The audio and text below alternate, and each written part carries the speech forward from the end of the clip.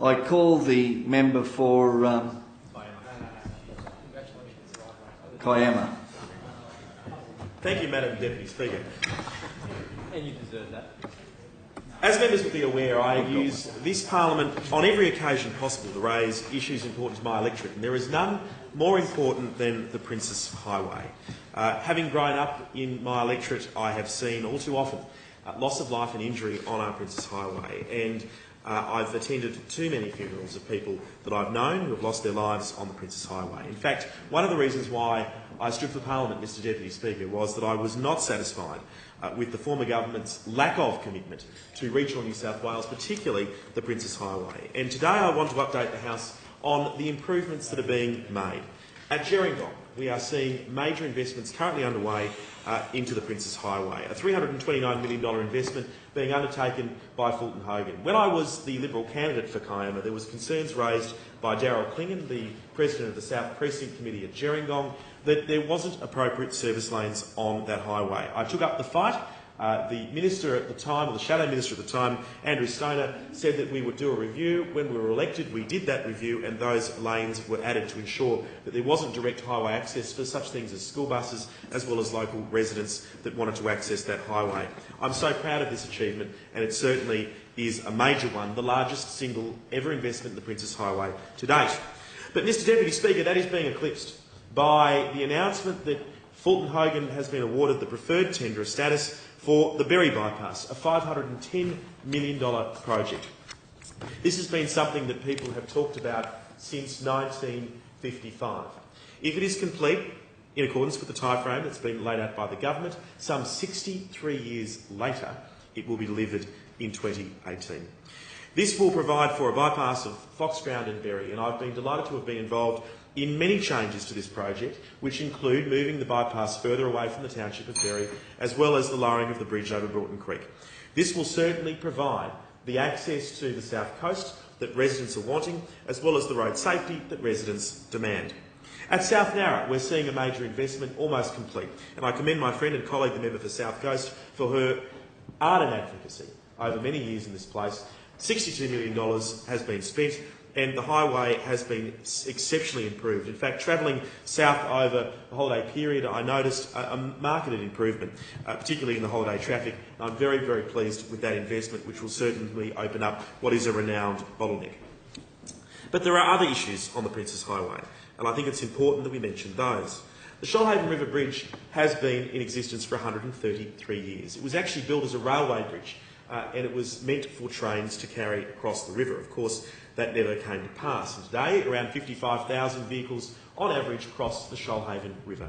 This bridge was not built to withstand those vehicles.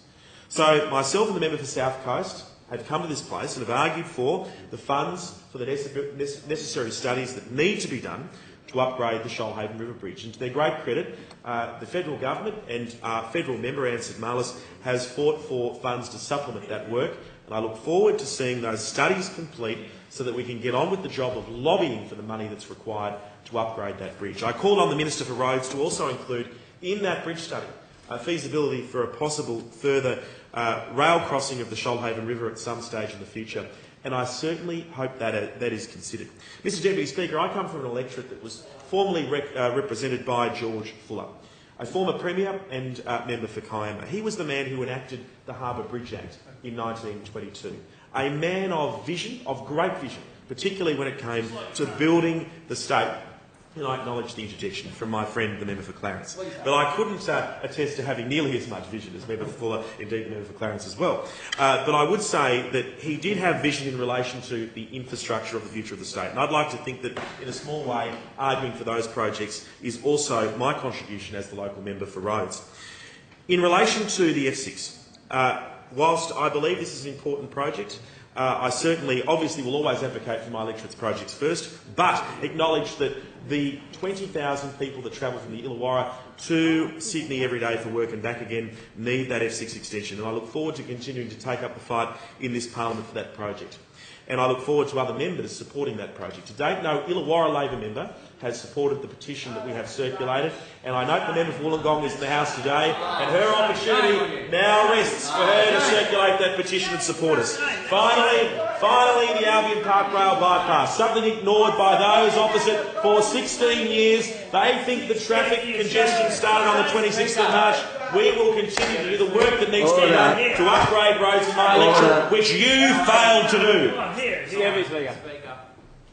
I call the Parliamentary Secretary. Thank you, Mr Deputy Speaker, and I'm absolutely thrilled that the member for Kiama has come to this House and actually shows that he is a strong advocate on behalf of the community that he represents. And he hasn't only just represented the community of Kiama. I've known him for quite a number of years in his involvement in local government, and I have to say to you, the member for Wollongong, that he has always stood up for the people that he represents. And isn't it great now that we have infrastructure spend occurring across this state? You look at the Princess Highway, record spending in regional parts of New South Wales now. So it is good that this government has a whole of New South Wales approach. The member for Kiama is a strong advocate on behalf of his community, whether it be about safety improvements to road, whether it be improving travel times, and he is getting on with the job and actually is seeing some real results. Record funding on some of these roads. Some of these roads had to wait, 60 years before something happens. Great to have a member in this parliament making sure that we're seeing real action occurring in his electorate.